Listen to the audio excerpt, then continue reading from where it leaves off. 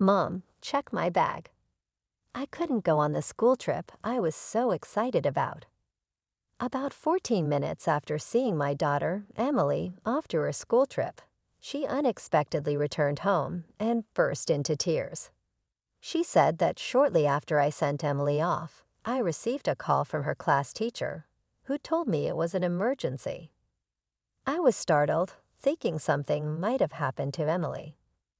About 5 minutes after I got off the phone with her teacher, just as the teacher had said, Emily came back home.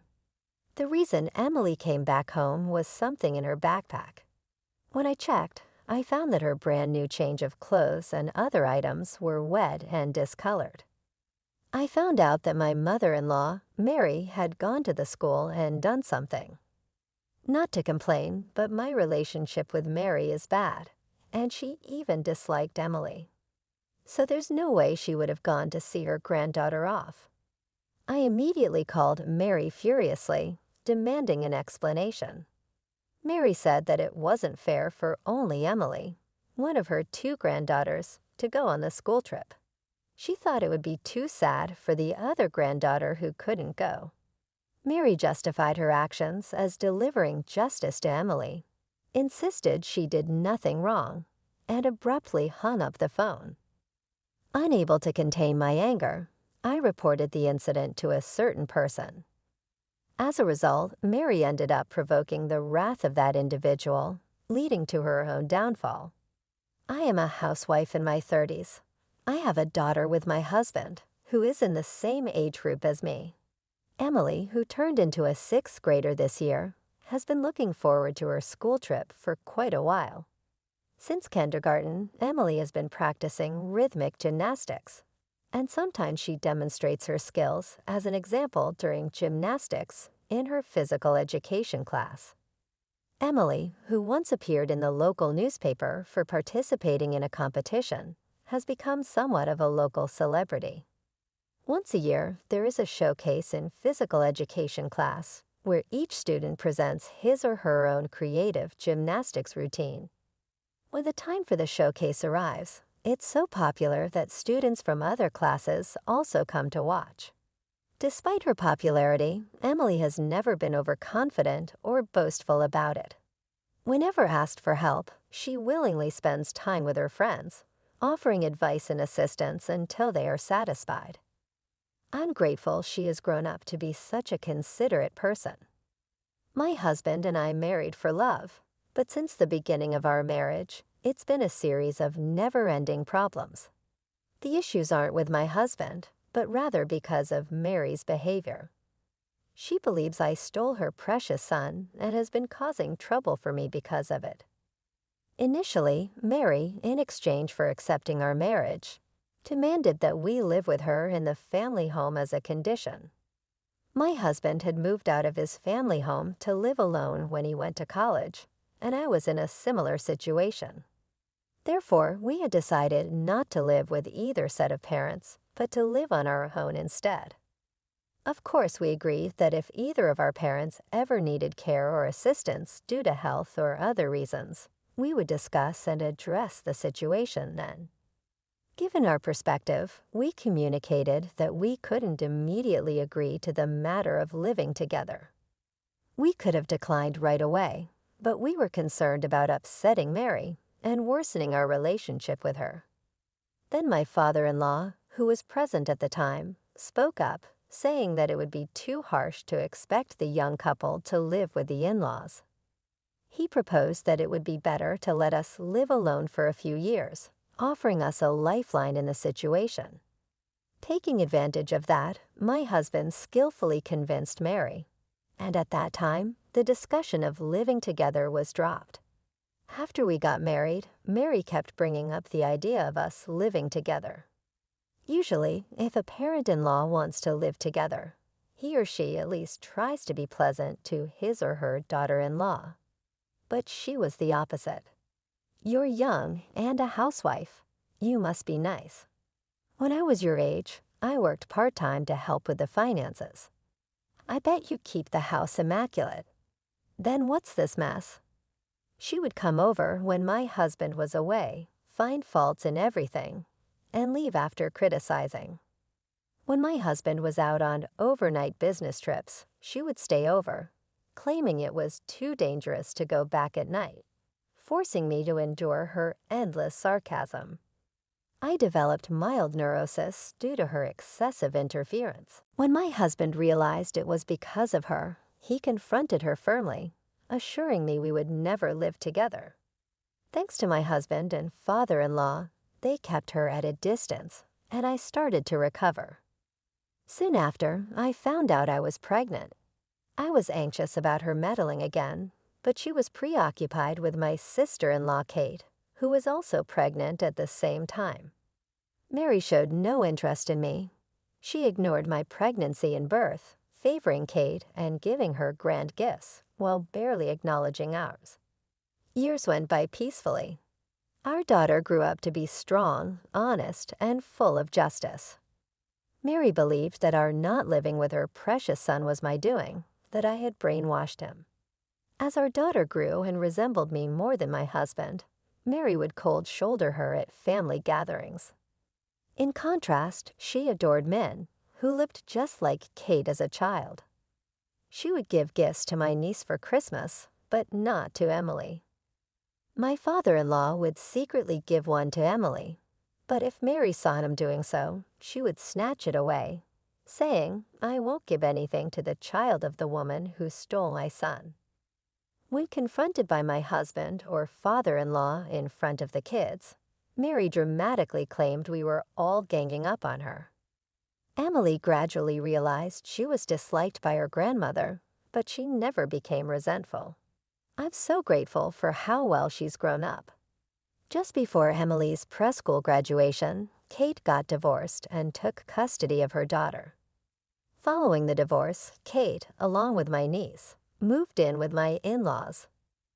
My niece then ended up in the same school district and elementary school as Emily. They were in the same grade, though my niece and Emily were in different classes. Yet men often came to see Emily and frequently borrowed school supplies and personal items that each student was supposed to have. I realized this because Emily's stationery was running out unusually fast.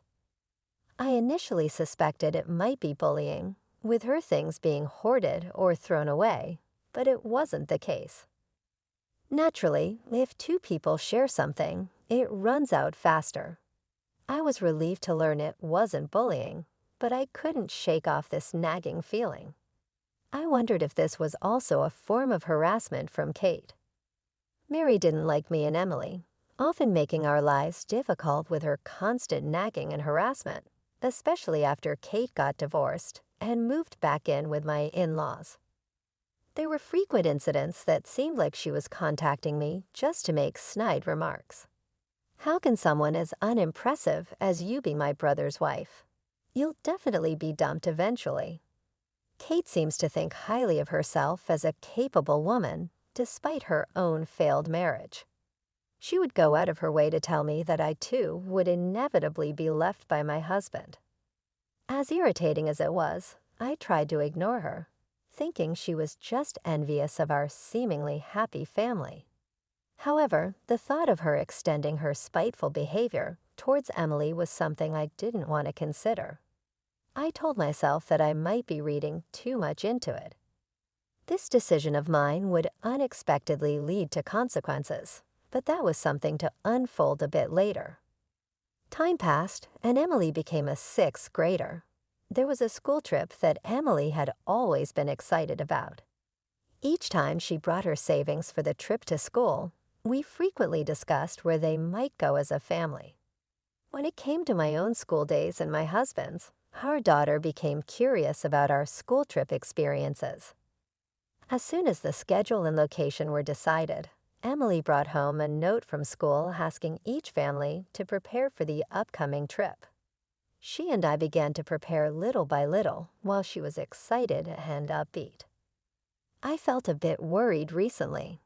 There had been an incident in her class, and the parents of the children involved were called in.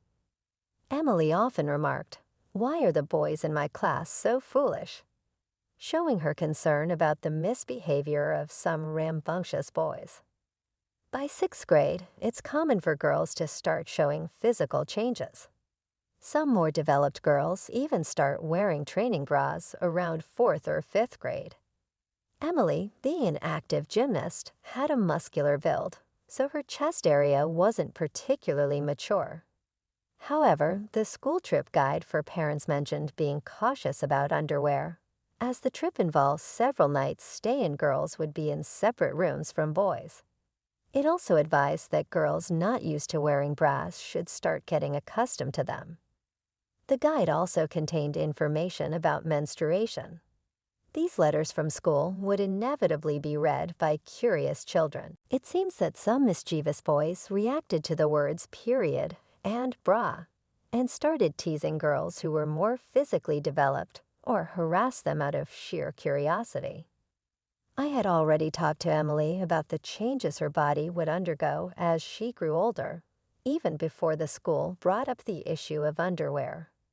Her gymnastics club had discussed it, especially since gymnastics attire tends to be form-fitting, highlighting body lines. The club's discussions included care for girls as they approached puberty, so I had already taught Emily about the individual differences in growth and that it's wrong to tease others about their bodies. Emily, who has a strong sense of justice, defended the teased girls and called out the boys' bad behavior. One of the boys, whose father was a city council member, complained to his dad about a sassy girl standing up to the boys. This led to a major fuss at school, with the parents of the boys' friends demanding that the parents of the outspoken girls be called in.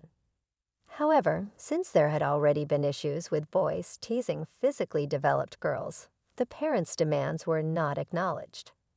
The parents of the teased girls even threatened to report the matter to the school board if it happened again, which led the school to adopt a stricter stance towards the boys and their parents. As a result, Emily became even more popular among the girls, seen as a brave and reliable ally. However, when out of their parents' sight, kids can sometimes commit acts that would put even adults to shame. I was really on edge about whether Emily would face any revenge from the boys' group she had a conflict with. Though the teachers, including the homeroom teacher, promised to keep an eye out, my worries didn't just disappear. Contrary to my anxiety, Emily seemed unconcerned, treating it as a thing of the past. We spread out the shopping for the field trip over several days, as we couldn't do it on the days Emily had rhythmic gymnastics classes. During one of these shopping trips, I unexpectedly ran into Kate. At first, I thought I could handle just Kate, but then Mary showed up from inside the store. They were shopping together, but Kate had left the store first out of boredom while Mary chatted with a salesperson. So I ran into Kate first, and shortly after, Mary joined us. Good timing, I heard. I heard your daughter's a star in her rhythmic gymnastics class. I don't want any favoritism towards my grandkids. Since your daughter attends that gymnastics club, I want both of my granddaughters to join. But I'm a single mom, so naturally, you'll cover the fees. She even demanded. I do the driving. Why should I have to do all that when I firmly refused? Mary accused Emily of bragging. That cheeky daughter of yours must have bragged to her who's in another class. Don't look down on us just because I'm a single parent. Saying we can't afford extracurricular activities because we don't have a father figure belittles us. I generally avoided any interaction with Mary and Kate. They demanded I pay for the gymnastics, skis, and drive as compensation. Emily denied saying those things, but Mary yelled that children should not butt into conversations between adults. Emily, holding back her frustration, tightly gripped my hand. I couldn't let Emily endure this alone. I said we'd discuss it with my husband and decide. I trust Emily, she wouldn't say such things. I promised to speak with my niece to hear both sides. Announcing that we'd talk to my niece and make a decision, Mary and Kate seemed panicked at the prospect of my husband getting involved. Seizing the opportunity, we left. Once home, I hugged Emily. "I'm sorry for making you go through this," I repeated. She reassured me it wasn't my fault, but deep down, I knew my strained relationship with Mary was a factor, even if it was caused by Mary's thoughtless words and actions. I briefed my husband when he got home. My husband informed my father-in-law about the situation, and it turned out that Mary and Kate, who were at their family home as well as his niece, were all concerned about what's happening. But I knew Mary and Kate wouldn't be easily deterred. Despite the difficulties, the day of the eagerly awaited school trip arrived. Despite checking everything the night before, I still asked Emily if she forgot anything. With a smile, Emily reassured me. "It's all good, Mom. We've checked everything together several times." Then she left the house with a light step. It's just about a 5-minute walk to the school. The kids were traveling by chartered bus, stopping at rest areas on the way. While doing household chores, I kept glancing at the clock, thinking she must be boarding the bus by now. It's almost time for them to leave on schedule. I just couldn't help but worry.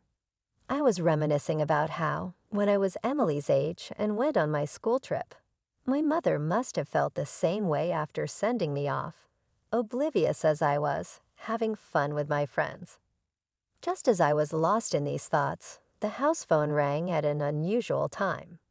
Just 14 minutes after Emily left, I received an unexpected call from her teacher.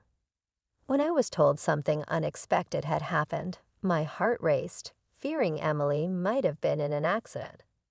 But as I listened to her teacher's relatively calm voice, I began to understand the situation. Emily had to come back home due to some circumstances. If I could quickly replace some items in her bag and drive her to a specified station, she could catch up with the chartered bus. After thanking the teacher for their thoughtful consideration and hanging up, I quickly found suitable replacements for the items she was supposed to take on the trip. As I was in the middle of changing clothes, Emily returned home crying. I knew some of the details from the teacher, but seeing Emily's state was different from what I had been told just 14 minutes earlier. She had left the house looking bright and energetic. The only difference now was her tears instead of a smile. I asked her what happened, and she told me to look inside her backpack.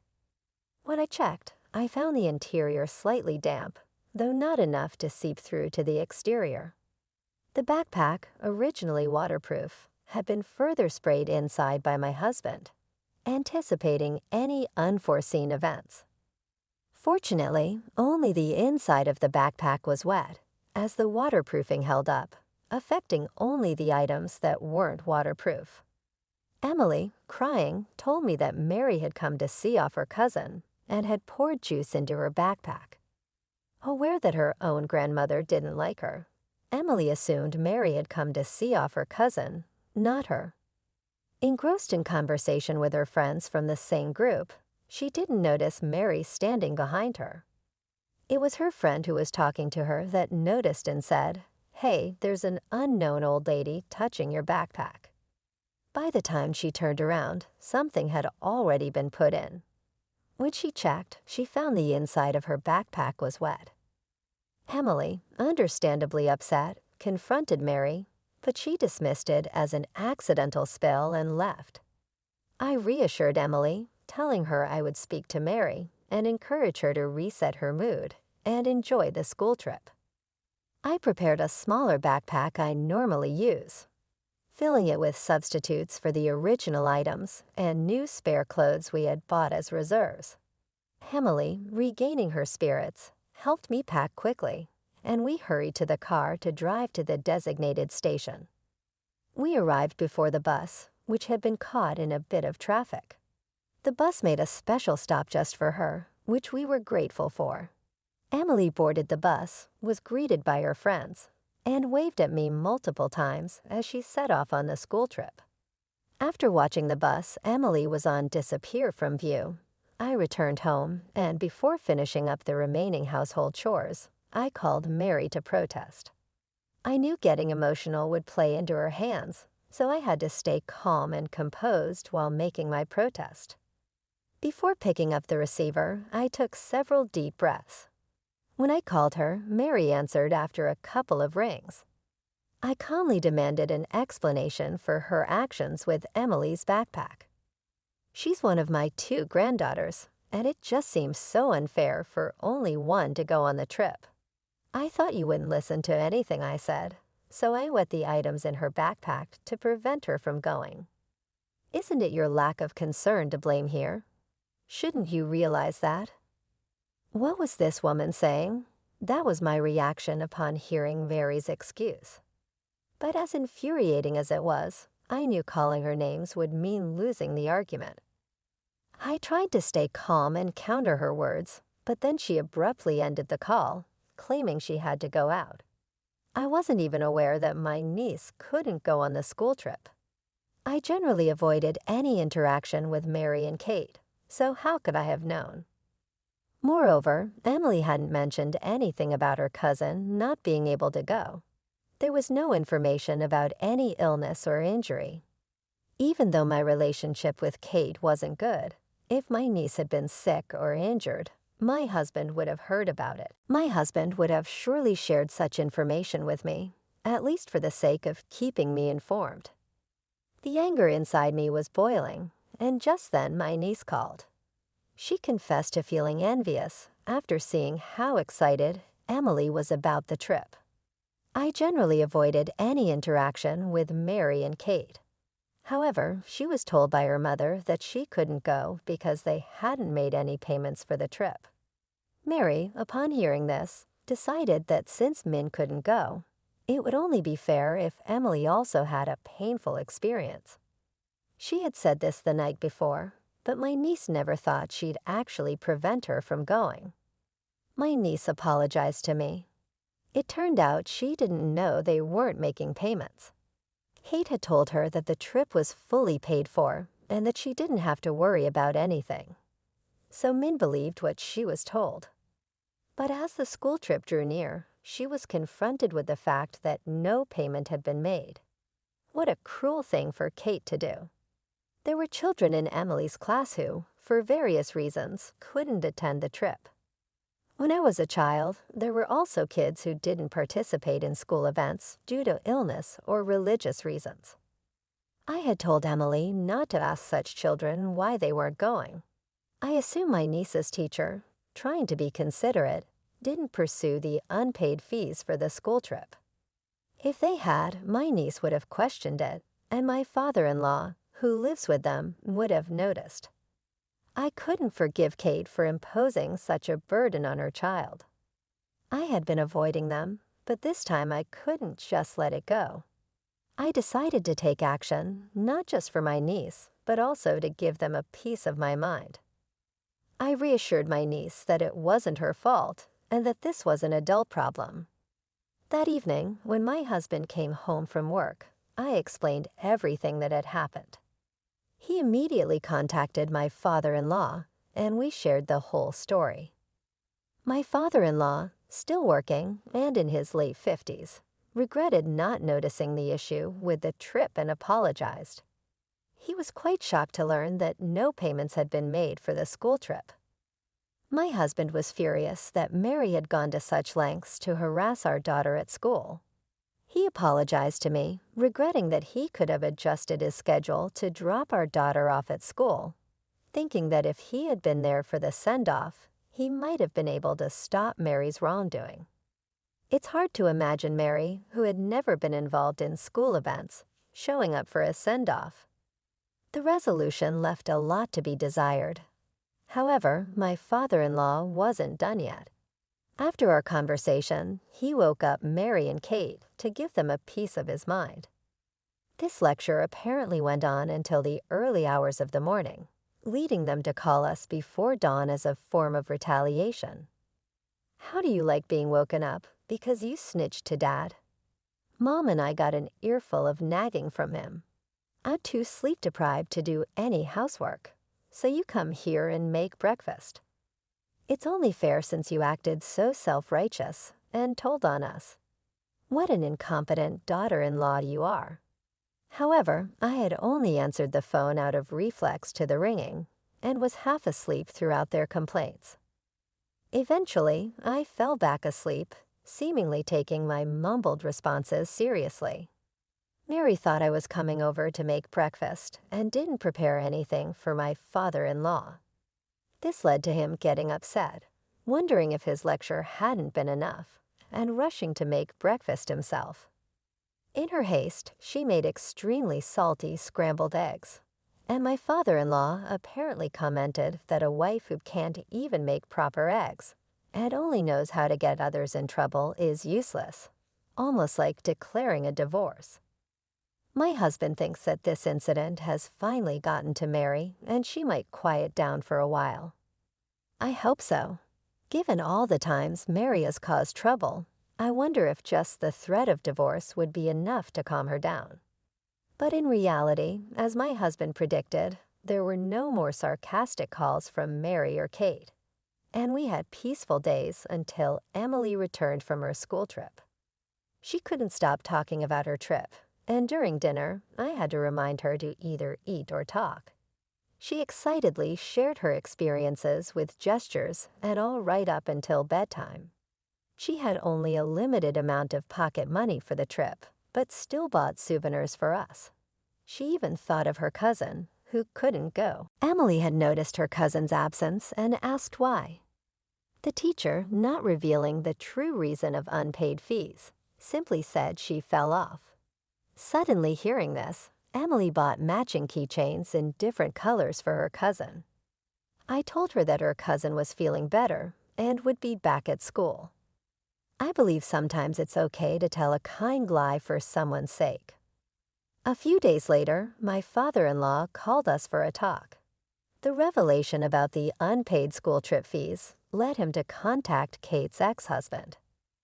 My father-in-law had been unaware of their divorce reason. He apparently avoided the issue because he felt it was a matter between the couple. However, seeing the financial struggles of Kate and Min, he reached out to see if the ex-husband could contribute even a little in child support. The truth he learned was far different. The divorce was due to Kate's terrible spending habits, which her ex-husband couldn't tolerate any longer.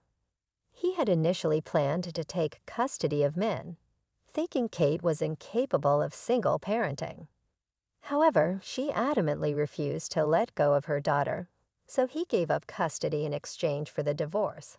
He was desperate to leave her.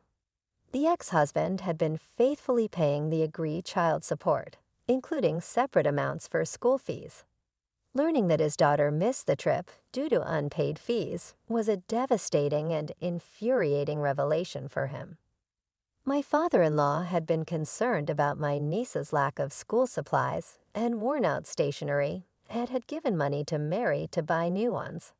But Mary squandered the money on outings with Kate. Kate also spent the child support from her ex-husband on herself, not on my niece. My father-in-law asked my niece how she managed at school without the necessary supplies.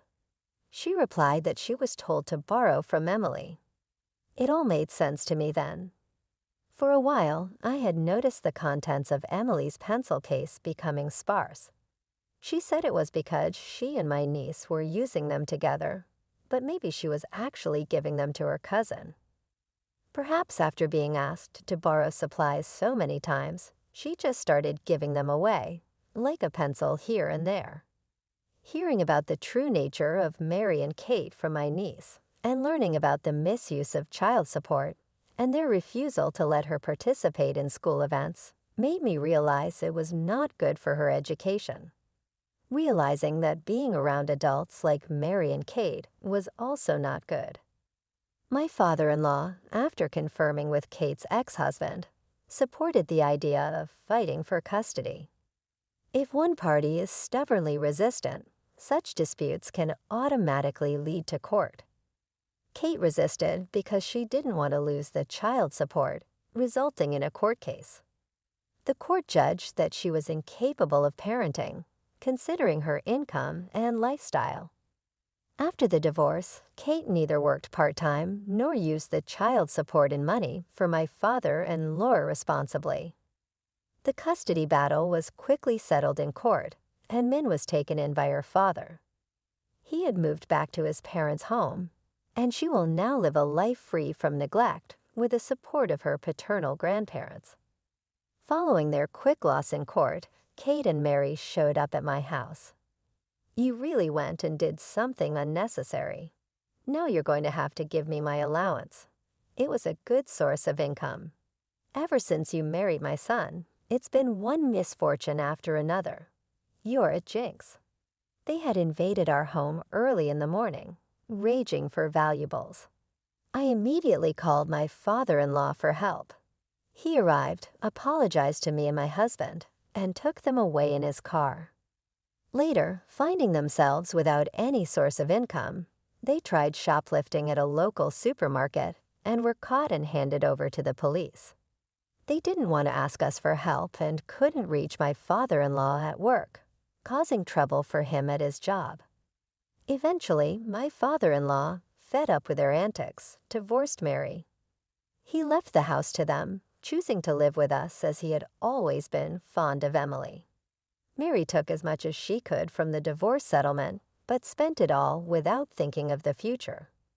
Even though they could shelter from the rain and wind, their electricity and gas were cut off, and eventually, even their water supply was shut off. When they ran out of cash, even to buy food, she came begging to me, asking for forgiveness and pleading for my help.